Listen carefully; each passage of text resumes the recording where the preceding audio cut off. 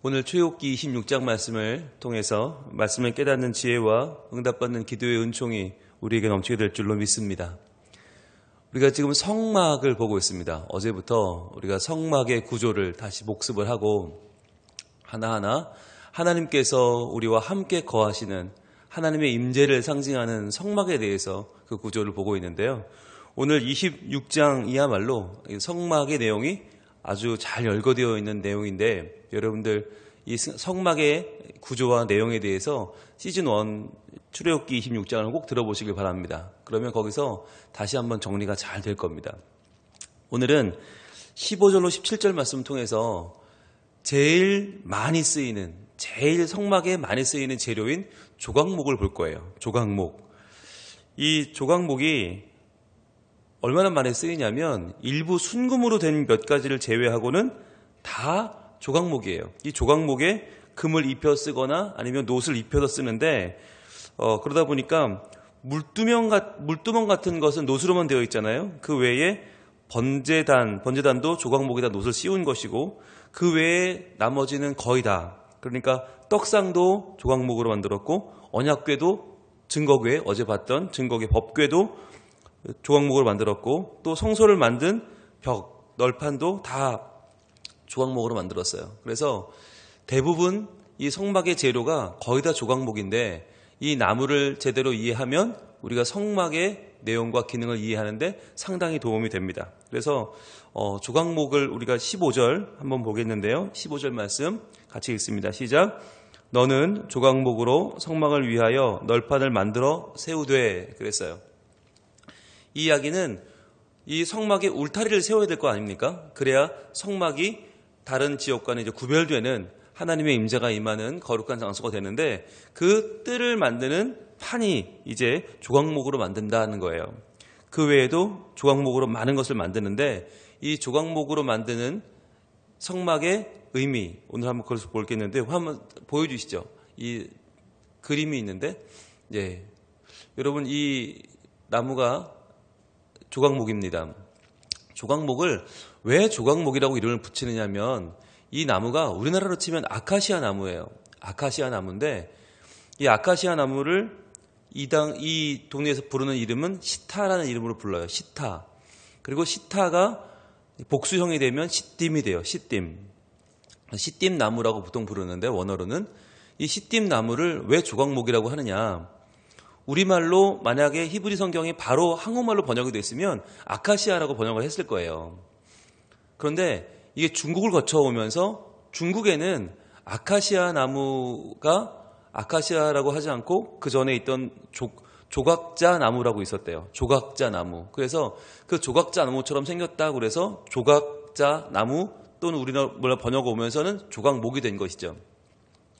그래서 여러분, 이 이스라엘에서 제일 흔한 나무가 올리브인데, 올리브를 우리 성경에는 감람나무라고 번역을 하잖아요. 감람원. 그래서 감람나무라고 번역한 이유도 중국을 거쳐왔기 때문에 중국말로 올리브와 제일 비슷한 감람나무라고 번역을 했다가 그것이 우리나라로 번역이 된 것인데, 그래서 원래는 감람나무도 올리브고 또 이 조각목은 원래는 아카시아다라고 아시면 좋겠어요.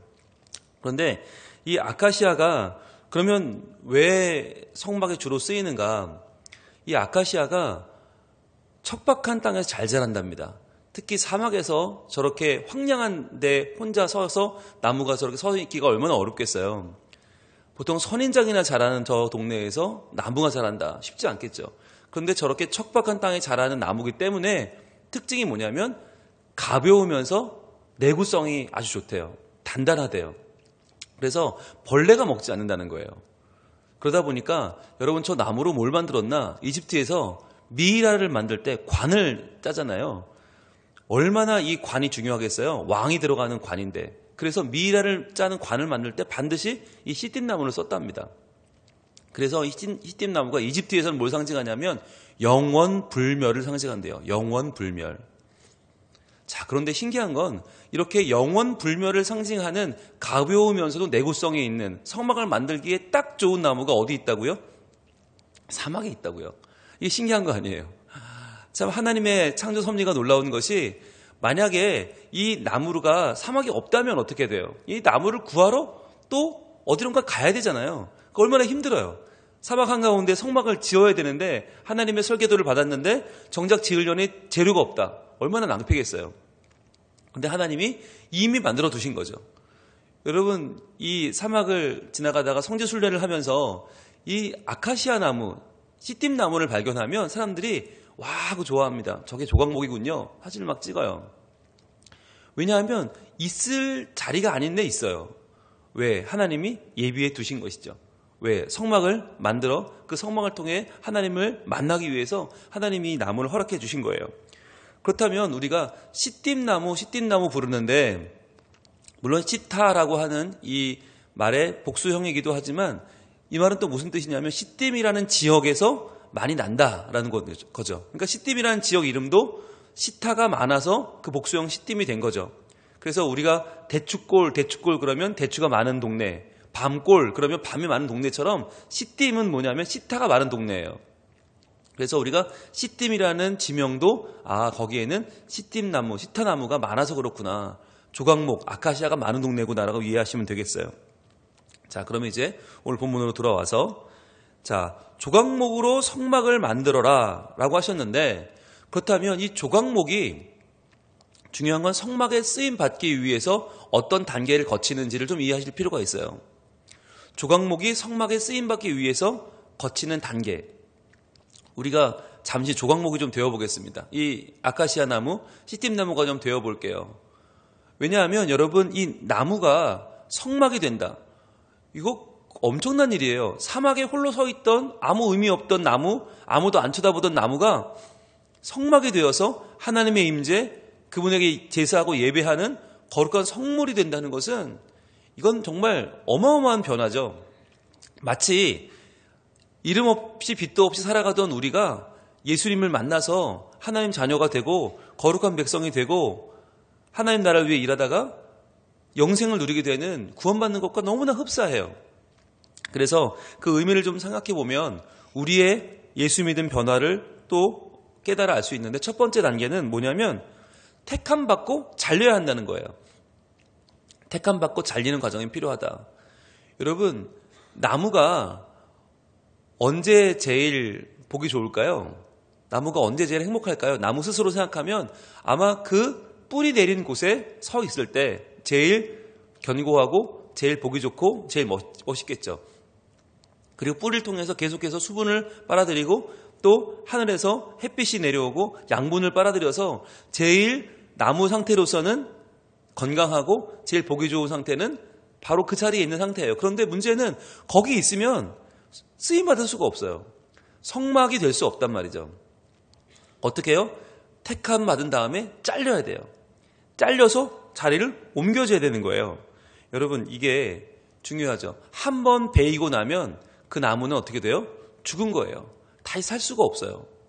그러니까 나무 입장에서 배임 당하면 그 자리에서 죽고 생명이 끝나버리는 거죠. 그런데 그 생명이 끝난 자리에서 뭐가 시작돼요? 성막으로서의 삶이 시작되는 거예요. 그때부터 이 나무는 번제단이 되기도 하고 또 언약궤가 되기도 하고 떡상이 되기도 해요. 그렇게 쓰임을 받아요. 즉 새로운 삶을 살려면 죽어야 된다. 그 자리에서는 배임을 당해야 성막이 될 수 있다. 이 이야기는 우리가 하나님의 자녀로 산다고 하는 것은 세상에서는 내 생명이 일단 끝나는 거다. 그러니까 내가 세상에 살던 나의 삶이 끊어지고 거기서부터 영원한 삶이 시작된다는 의미죠. 그리고 우리가 내가 그 전에 있던 자리를 고집해서는 하나님의 나라에 쓰임받을 수가 없다는 거예요. 그래서 내가 있던 자리에서 먼저 하나님 날 택해 주시고 날 불러주실 때 어떻게 해요? 아멘으로 응답하면서 내 자리를 떠나 주님께로 나아가는 거죠. 마치 예수님께서 베드로와 안드레를 부르셨을 때 내가 너를 사람 낚는 어부로 삼겠다 하셨을 때 그들이 그물을 버려두고 예수를 따른 것처럼 그렇게 우리가 이전의 모습을 내려놓고 주님께로 믿음으로 나아가는 우리의 순종과 헌신이 필요한 것이죠. 그게 첫 번째예요. 자, 그런데 그렇게 택함 받고 잘리고 나면 다 되는 게 아니죠. 그 다음에 뭐가 필요합니까? 그때부터 이제 이 나무에게는 고난이 찾아오는데 첫 번째 고난은 껍질을 벗겨야 한다는 거예요. 껍질, 그동안 나를 단단하게 보호해주던 그 사막의 바람 가운데 나를 지켜주던 그 껍질, 나를 지켜주던, 나를 멋있게 포장해주던 껍질을 다 벗겨야 돼요. 그래야 쓰임을 받아요. 이게 뭐냐면 그동안 나를 지켜주던, 내가 하나님 믿기 전에 나의 학벌이라든지 나의 지위라든지 또는 사람들이 나를 볼 때 멋있는 외모, 매력, 여러 가지가 있겠죠. 그런데 그것을 다 벗겨야 되는 거예요. 그걸 벗기고 나의 내면이 성숙해지지 않으면 그때부터는 하나님의 나라에 쓰임받을 수가 없는 거예요. 내가 세상에서 적어도 어느 정도 수준의 사람이었는데, 내가 이런 사람인데, 이게 다 필요 없어지는 거예요. 온갖 껍질을 다 벗겨내야 되는 거죠. 그래서 벗기고 나면 그때부터 이제 그 사람의 내면이 드러나게 된다는 거예요. 자, 그런데 그러면 껍질만 벗기면 되느냐? 아니죠. 세 번째 단계가 있어요. 바로 말려야 돼요. 겉만 벗겨낸다고 되는 게 아니에요. 내면에도 뭐가 있어요? 물기가 많아요. 수분기가 많아요. 그런데 그 수분기를 그대로 가지고 있으면 나무가 쓰임 받을 수가 없는 거죠. 여러분, 우리가 겉사람을 바꾼다고 해서 속사람까지 바뀌는 게 아니잖아요. 내가 이 정도 했으면 됐지 않냐? 이 정도 했으면이 아니에요. 더 우리의 속사람이 다 바뀌어야 되는데, 그러다 보니까 이게 우리의 외견만이 아니라 내면까지 바뀌어야 된다. 그래서 우리가 도저히 포기할 수 없는 자존심, 또는 내가 세상에서 자랑하던 것들을 예수를 믿고 나면, 하나님의 품 안에 들어오면 다 내려놔야 되는 거예요. 다 말려야 되는 거예요. 끝까지 말려요. 자, 그런 다음에 네 번째 단계는 곧게 펴야 돼요. 곧게 편다. 이게 대패질이죠. 나무가 대패질을 이제 만나게 됩니다. 이때부터 깎여 나가는 거죠. 여러분, 나무로서는 서 있을 때 얼마나 멋있어요. 그런데 그게 배임당하고 껍질 빼고 말리면 점점점 줄어들어요. 점점 줄어들어서 내가 정말 초라해지는 것도 참기 어려운데 거기 대패질까지 하면 어떻게 돼요? 더 작아져요. 너무너무 작아져요. 그러니까 내가 형편없어지는 것 같은 거예요. 내가 예수를 믿고 이전의 모습보다 너무 많은 걸 다 버려야 되고, 나를 절제해야 되고, 나를 양보하다 보면 점점 내가 작아져서, 야, 이거 아무것도 안 되는 거 아닌가? 이러다 내가 정말 형편없어지는 거 아닌가? 너무 작아지는 거 아니야? 여러분, 근데 그럴 때가 바로 쓰임 받을 때예요. 내가 대패질을 통해서 점점 작아져서 점점 내가 남이 알아주지 않는 모습이 되었을 때, 그럴 때 비로소 쓰임을 받는다. 여러분, 그렇게 작아졌기 때문에 어떻게 해요? 우리는 연합할 수 있는 거예요. 나무가 거대하게 크면 그냥 뭐 그 하나로 충분해요. 그런데 점점 이 조각목은 아까 보셨지만 별로 큰 나무가 아니거든요. 그 나무를 껍질 벗겨서 말리고 대패질하고 곱게 펴버리면 이 나무는 정말 형편없이 작아져요. 그럼 그때부터 어떻게 해요? 합쳐서 만들어야 되는 거예요. 합쳐서. 우리가 오늘 16절 말씀해 보시면 그 널판 하나의 크기가 어느 정도 되냐면, 그 널판이 폭이 한 규빗 반이에요. 한 규빗 반이면 약 75cm 정도 되고, 길이가 얼마나 되는가? 10규빗이에요. 5m예요. 나무 하나, 그 아까 보신 그 아카시아 나무에서 5m짜리 판이 어떻게 나와요? 합쳐야 되는 거죠. 합쳐야 돼요. 그래서 성도의 교제는, 성도의 연합은 무엇인가? 합치는 거예요. 이게 우리가 성막을 만들 때 이 조각목을 활용하는 하이라이트죠. 서로 합쳐지다 보면 뭐가 중요해요? 한 나무가 뛰어나게 능력이 있는가가 중요하지 않아요. 능력이 얼마나 있는가, 얼마나 헌신하고 충성하는가가 중요한 게 아니라, 그때부터는 각각의 나무가 얼마나 서로 잘 약점을 보완하고 서로가 뭉쳐서 하나가 되는가, 즉 얼마나 온유한가, 얼마나 겸손한가, 얼마나 양보하는가, 얼마나 절제하는가, 얼마나 인내하는가가 중요해지는 거예요. 그래서 교회 안에서 우리가 함께 하나님의 일을 할 때는 한 사람의 능력이 뛰어난 것보다 더 중요한 것은 서로가 부드럽게 연합하면서 온유하고 겸손하게 맞춰가는 것이죠. 그렇게 갈 때에 하나님의 나라가 이루어지는 것이에요. 자, 그리고 이제 여기에 마지막 단계가 있습니다. 마지막, 바로 정금으로 덧입히는 과정이에요. 아무리 택함은 잘 받고 잘리고 껍질 벗기고 말려서 곱게 편다고 해도, 그 나무를 연합한다고 해도 그래봐야 나무끼리 연합이에요. 금방 또 그 나무가 상해버릴 수 있고 또 불에 탈 수 있고 많은 재해를 겪을 수 있죠. 그럼 쓸 수 없어요. 그것을 정금으로 덧입혀야만 쓸 수 있어요. 정금으로 덧입히면 마치 그것이 번쩍번쩍이는 황금처럼 보이면서 쓸 수 있는 것이죠. 그것을 우리는 신의 성품이라고 부릅니다. 예수님을 믿으면 우리가 어떻게 돼요? 예수님을 닮아가요. 예수님을 닮아간다는 것은 우리가 예수님이 된다는 건 아니지만 그러나 그분의 성품을 덧입어서 우리의 삶이 예수님처럼 보이는 거예요. 그래서 그 예수를 믿은 삶이 이전의 모습과는 전혀 다르게 새로운 삶으로, 섬기는 삶으로, 겸손한 삶으로, 온유한 삶으로 보여지는 이유는 바로 신의 성품을 덧입기 때문이다 라고 하는 것이죠. 여러분, 이 5가지 택함받고 잘리고 껍질 벗기고 말리고 곧게 펴고 정금으로 덧입히는 이 과정이 조각목에 이루어졌을 때 비로소 성막에 쓰임받는 주요 재료가 될 수 있다. 그럼 그것을 실제로 보여준 사람이 있는가? 있어요. 그게 누군가? 바로 베드로입니다. 여러분, 베드로가 어떤 사람이었어요? 우리가 그 성품을 잘 알잖아요. 성품이 불같고 그 다음에 성질이 급하고 또 어부니까 뭐 머리보다는 손발이 더 먼저 앞서고, 그러니까 그 사람을 우리가 실제로 만나면 별로 그렇게 막 반갑지 않을 것 같아요. 무서울 것 같아요. 너무 거칠고 너무 막 막말하고 이런 캐릭터잖아요. 그런데 그 베드로가 어떻게 변해요? 너무너무 완전하게 정말 하나님의 사도로 변화가 돼요. 예수를 믿고. 그 변화된 모습을 베드로가 이렇게 증거합니다. 베드로 후서 1장으로 가보겠습니다. 베드로 후서 1장 1절에 이렇게 그가 고백하고 있어요. 베드로 후서 1장 1절. 자, 이렇게 말씀합니다. 예수 그리스도의 종이며 사도인 시몬 베드로는, 자, 이전에 자기의 모습은 어땠어요? 마치 사막에 홀로 서 있는 조각목과도 같았어요. 씨띠나무 같았어요. 별로 그렇게 사람들이 주목하지 않았고 별로 쓰임받을 가치가 없어 보였어요. 그런데 이젠 내가 누가 됐어요? 예수 그리스도의 종이 되었고 사도가 되었죠. 왜? 주님이 나를 만나 주셨으니까. 나를 택해 주셨으니까. 나를 옮겨 주셨으니까. 자, 그 다음에 뭐라고 해요? 우리 하나님과 구주 예수 그리스도의 의를 힘입어 동일하게 보배로운 믿음을 우리와 함께 받은 자들에게 편지하노니. 이제는 나만 변한 게 아니라 너희도 변했다는 거예요. 너희들도 하나님과 예수님의 의를 힘입어서 나와 동일하게 보배로운 믿음을 받았다. 우리와 함께 받았다. 그런 자들에게 편지한다는 거죠.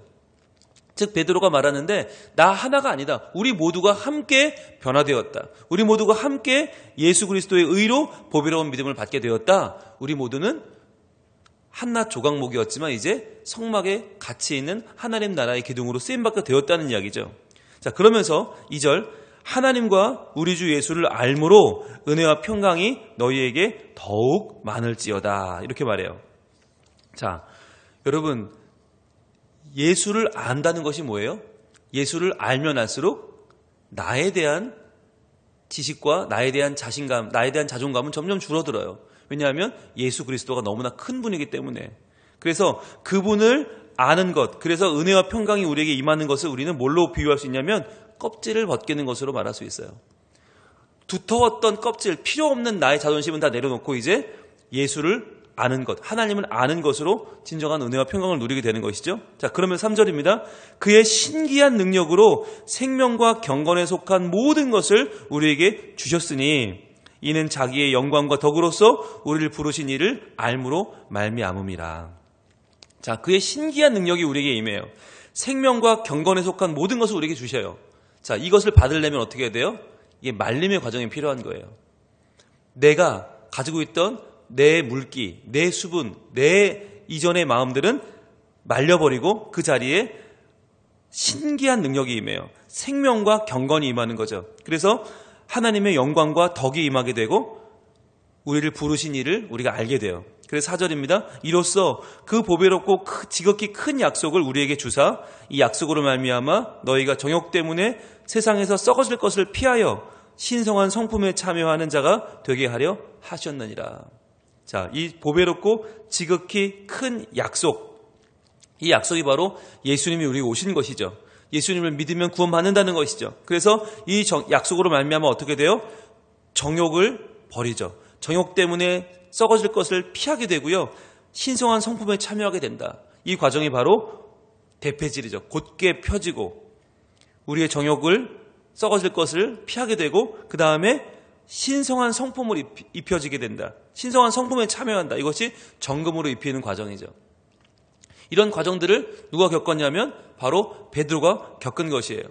그러면 그렇게 정금으로 입히는 신의 성품이 뭐냐? 바로 5절부터 나오는 그러므로 너희가 더욱 힘써 너희 믿음의 덕의 지식을 이렇게 시작하잖아요. 여러분 신의 성품이라는 것이 삐까뻔쩍한 아주 대단해 보이는 현란한 것들이 아니에요. 가장 기본적인 것들이에요.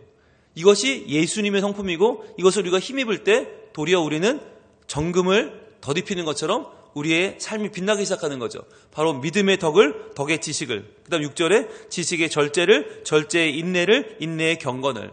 자, 이게 아까 뭐였어요? 절제, 인내, 경건. 이것이 바로 대패질해서 다 깎인, 작아져버린 우리가 서로 연합하는 원리죠.